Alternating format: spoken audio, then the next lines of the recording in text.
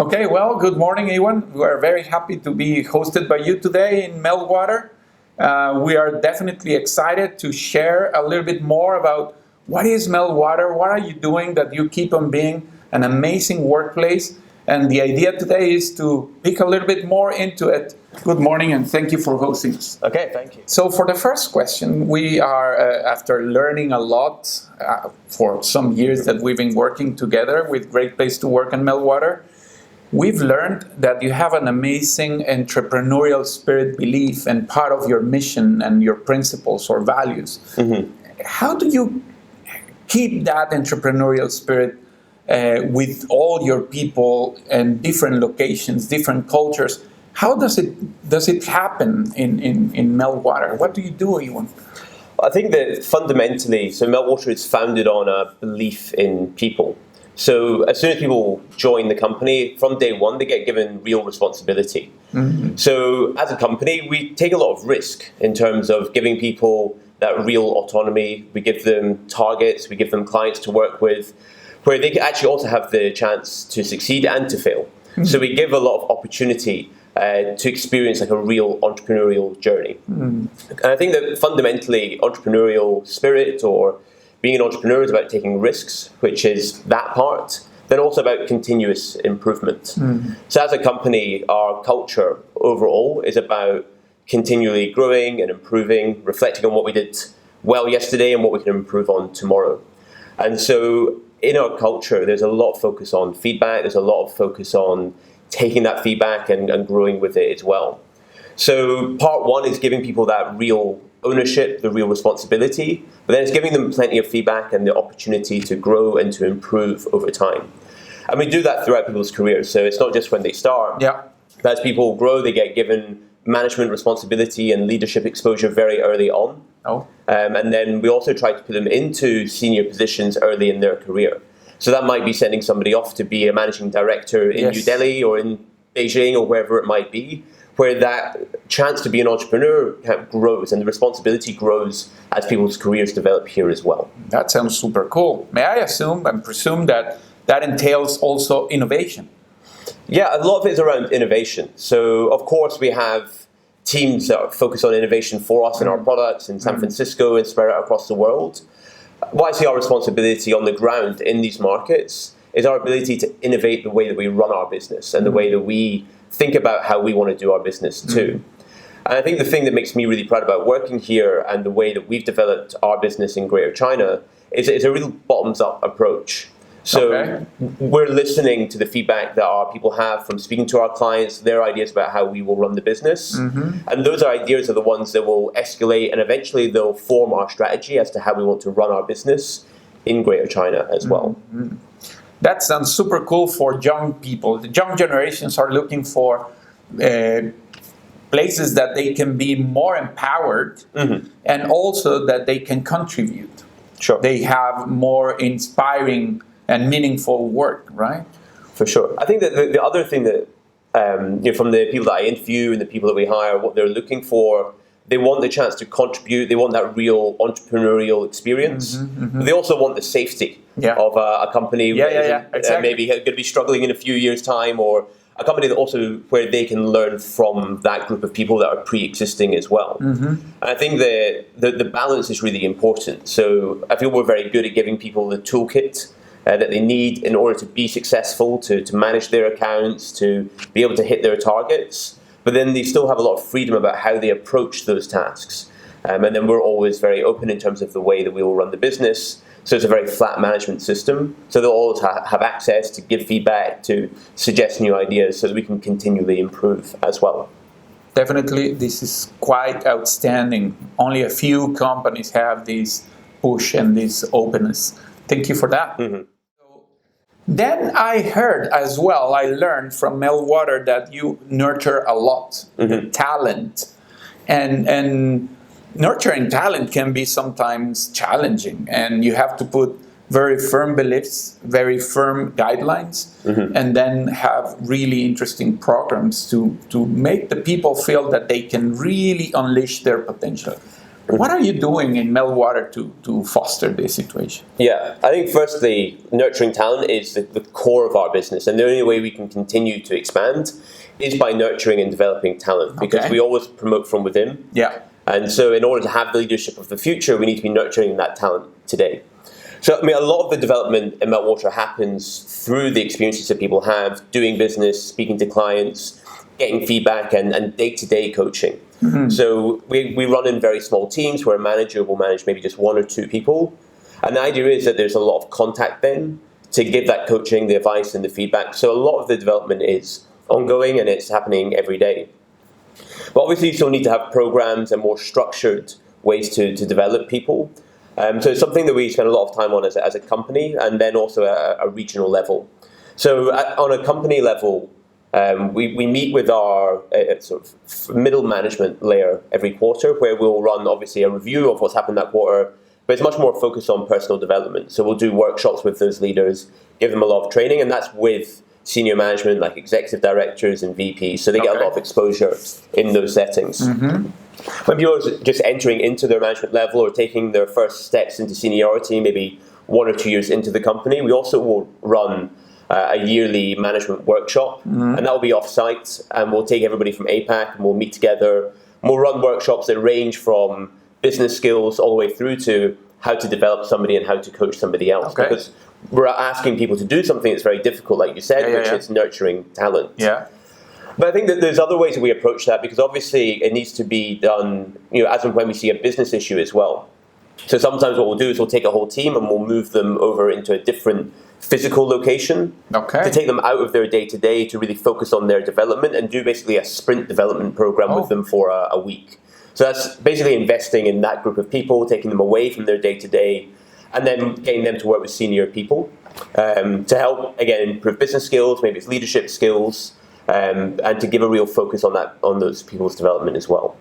But also, across the board in Meltwater, we celebrate a lot on victories and performance. And so we have several different programs based on the achievements that are had. So on the business side of things, for our top performers, we have what we call Golden Key. And the Golden Key allows you access to go and spend 3 days with the CEO in San Francisco. You go to a barbecue at his house and do a lot of leadership workshops with him personally and other senior leadership in San Francisco.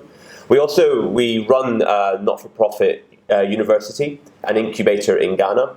And every year our top performers in the business will all go to Ghana for the graduation ceremony of our not-for-profit in Ghana as well. So that's also connecting the different parts of the business. And of course the top performers in Meltwater have got a lot to share for the incubators and incubatees at MEST, which is the Meltwater Entrepreneurial School of Technology.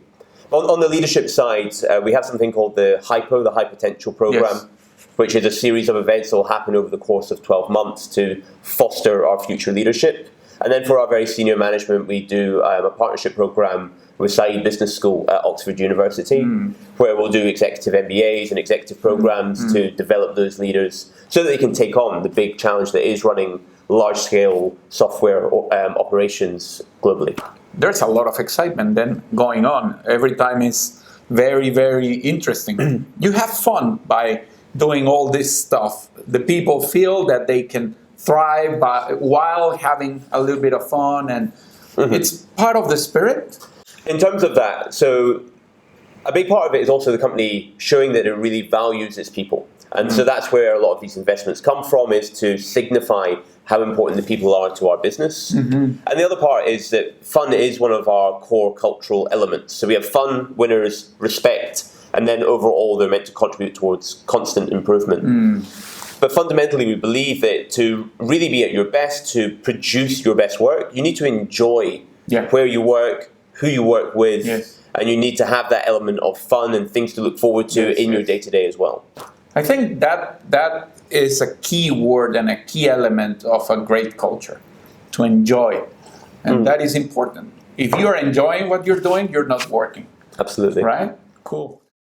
Well, so having all this cool stuff definitely will have a very big challenge for you.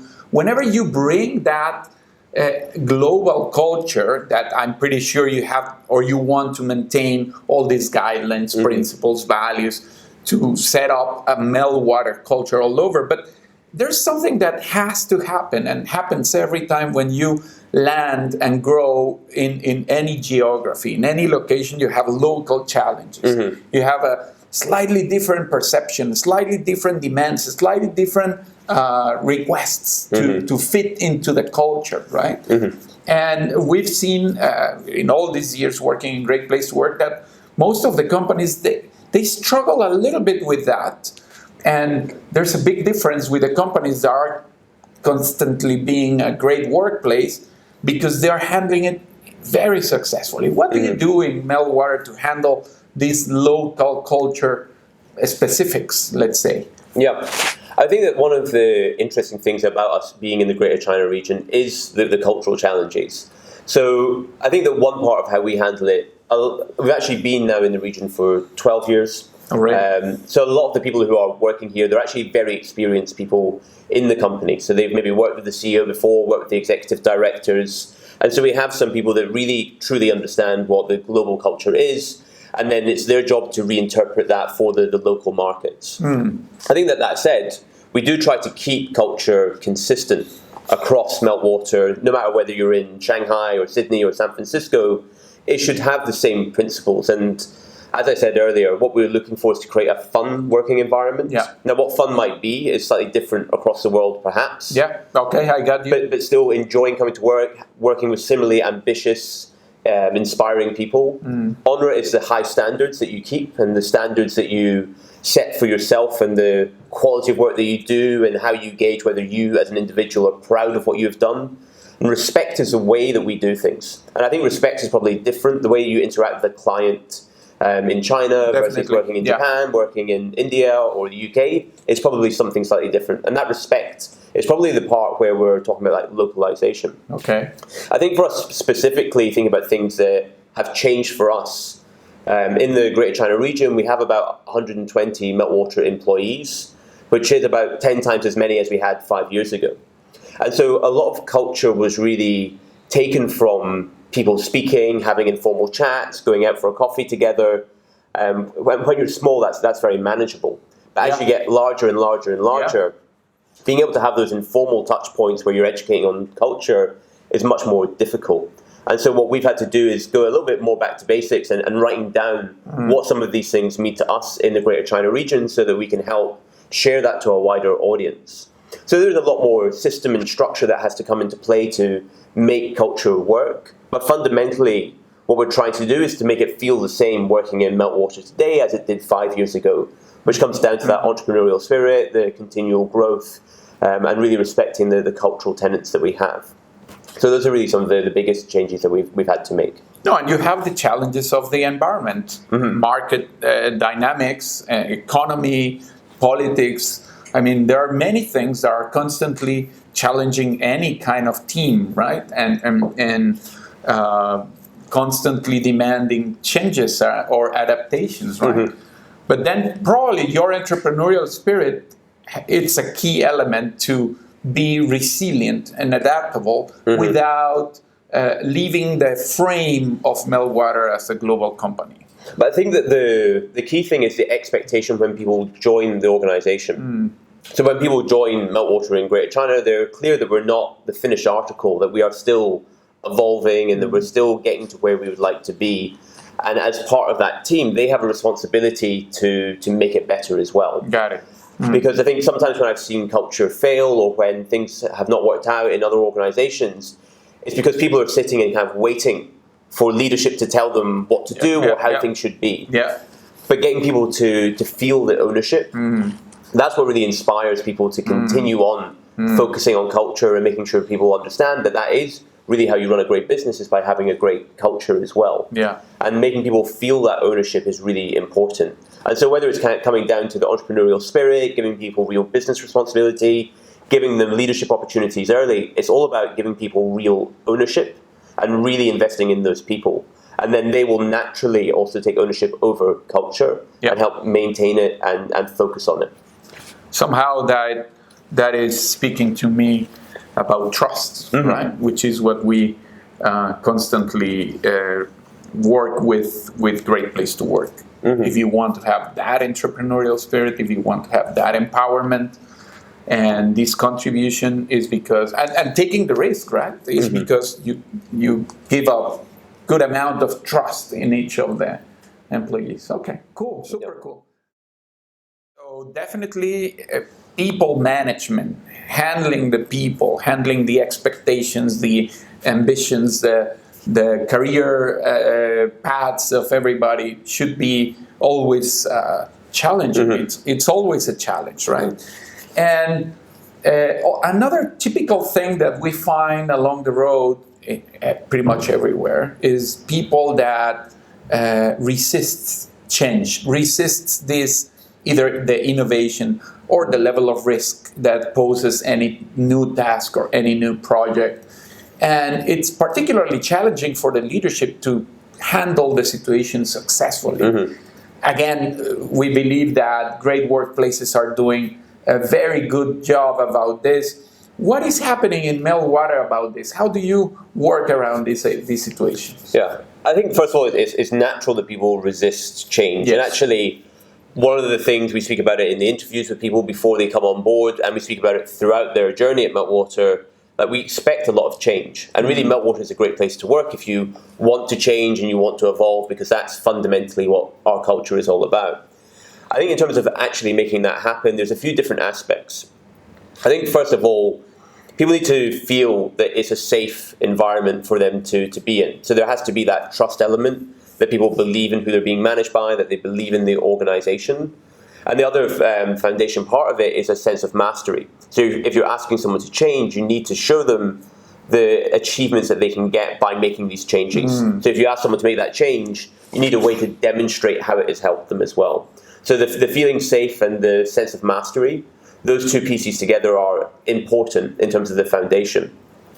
But I think that dealing with somebody who's resisting change, it normally comes down to education.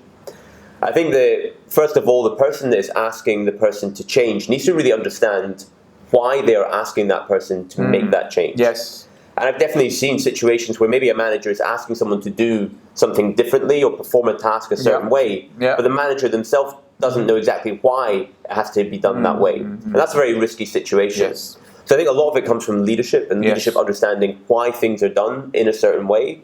And then it's about explaining to the person who's resisting why you want it to be done in a certain way. And I think normally, as soon as the time is taken to explain, to go through why it makes sense and the experience that's led us to that conclusion, it's normally fine. Normally when I see resistance to change or problems around adapting to new methodologies, it's because it's too slapdash and people are just leaders expect people just to follow. But people don't work like that, and it takes a lot of explaining why. And normally if you explain why, a reasonable person, as long as your argument is sound, will at least try out that way. Yes. And then the onus is on the leader to make sure that that person then sees the results. Yes. So it all comes from a foundation of having trust, explaining why, and then making sure that person sees results from the changes that you're asking for them to make. Why and what for are the ingredients of inspiring in the frame of the model of Great Place to Work as the one of the basic skills that leadership has to be well trained and well seasoned on handling it. And definitely it's a key element of how you can get the people going and get them to trust you and therefore engage deeper and longer with the project. So definitely something that we wanted to learn. Thank you for that as well. Definitely one important thing is to understand the uniqueness of the culture. And I'm pretty sure Meltwater is unique just by having Ewan on top of it. But what is it that is unique? What is it that makes Meltwater unique? We've been already listening to very nice examples and stories, but if you can pick one or two unique things about Meltwater that makes it such a great workplace, what is it would you like to share? I think there's probably two elements, and we touched a lot on our culture as we've gone through, but we still genuinely run our business based on culture. So when I go and do my quarterly reviews, when my boss does his reviews, and when my team do their reviews, part of quarterly review is to review your culture. And we actually give it grades, we actually put numbers next to it. and it's something that we're expected to perform on. I feel like a lot of companies speak about culture, but when it comes down to actually the results, that's not part of it. So for us, culture is part of our results, and we still drive the company through personal development and culture, and believe that that is what will get results, rather than focusing just on the numbers. Got it. So I think that's one important part that I do think is still really unique to us. The other part is that we really run our business through people. So normally when an operation gets to the size that we are, so in Greater China, we're 120 people. Globally, we're about 2,000 people. Normally, it comes down a lot more to systems and processes. And of course, we have a lot of that as well as a large software company. But still, fundamentally, it's our people that drive the business. And so when we want to do something new in Greater China, the initiative has normally come from a member of the team, and it will be initiated and run by a group of people as well, rather than it being sort of a top-down, structures-based leadership style.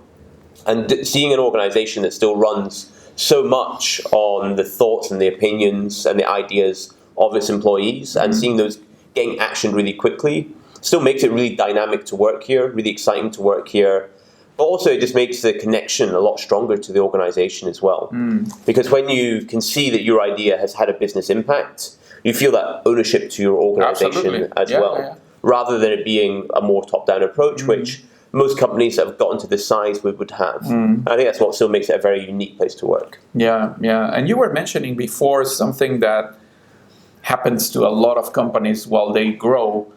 You can start solidly at the beginning, but as you grow, you start to feel that you lose that grip that you had at the beginning with the smaller group. And you have to come up with ideas of how to cascade down this whole spirit of your culture so everybody gets it, right?